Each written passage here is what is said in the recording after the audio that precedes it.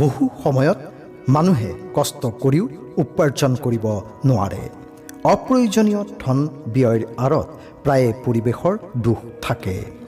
বাস্তু দোষৰ পৰা মুক্তি পাবলৈ বাস্তুশাস্ত্ৰত 5টা কথা উল্লেখ কৰা হৈছে, যাৰ দ্বাৰা আপুনি যদি ঋণী হয় তেনেহ'লে অতি সহজে ঋণসমূহ পৰিশোধ কৰিবলৈ সক্ষম হ'ব।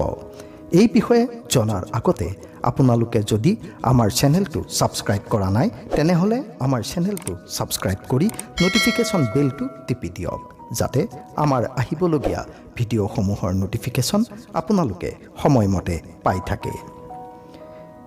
বন্ধুসকল, হিন্দু ধৰ্মত পৰিৱেশ বিজ্ঞানৰ বিশেষ গুৰুত্ব আছে।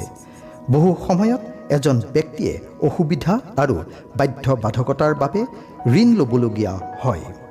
বহু সময়ত আমি ঋণ লওঁ কিন্তু পৰিশোধ কৰিব নোৱাৰোঁ। বহু প্ৰচেষ্টাৰ পিছতো ঋণ বাকী থাকে। এনে অৱস্থাত বাস্তুশাস্ত্ৰই কিছু প্ৰতিকাৰ দিছে, যিবোৰ গ্ৰহণ কৰি ঋণৰ পৰা মুক্তি লাভ পাব পাৰি। আজিৰ এই ভিডিঅ'টোত আমি এই বিষয়ে আপোনালোকক সবিশেষ জনাম।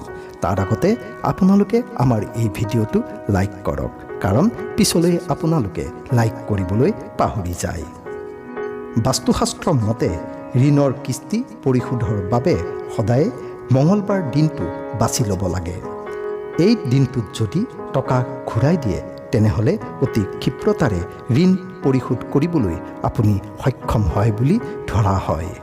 ঘৰৰ দক্ষিণ পশ্চিম অংশত স্থাপন কৰা বাথৰুম এটাও ব্যক্তিজনৰ ওপৰত ঋণৰ বোজা বৃদ্ধি কৰে। গতিকে ঘৰৰ এইফালে বাথৰুম নিৰ্মাণ কৰিব নালাগে। ঋণৰ পৰা পৰিত্ৰাণ পাবলৈ ঘৰ বা দোকানৰ উত্তৰ পূব দিশত কাঁচ লগোৱাটো শুভ বুলি বিবেচনা কৰা হয়। এই ক্ষেত্ৰত কিন্তু গ্লাছখনৰ ৰং ৰঙা বা মেৰুণ ৰং হ'ব নালাগে। বাস্তুৰ মতে যিমান সোনকালে পাৰে ঋণৰ পৰা মুক্তি পাবলৈ হ'লে ঘৰ বা দোকানৰ উত্তৰ দিশত টকা ৰাখিব লাগে। এনে কৰিলে ঋণৰ পৰা মুক্তি লাভ কৰাৰ পথ প্ৰশস্ত হয়, লগতে আপুনি ধনো লাভ কৰিবলৈ সক্ষম হ'ব। গতিকে আপোনাৰ দোকান বা ঘৰত সদায় উত্তৰ দিশত আপোনাৰ লকাৰটো ৰখাৰ ব্যৱস্থা কৰক।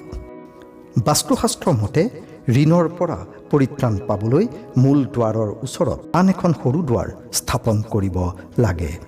এইসমূহ যদি আপোনালোকে পালন কৰে তেনেহ'লে আপুনি অতি সোনকালে ঋণৰ বোজাৰ পৰা মুক্তি লাভ কৰিব পাৰিব।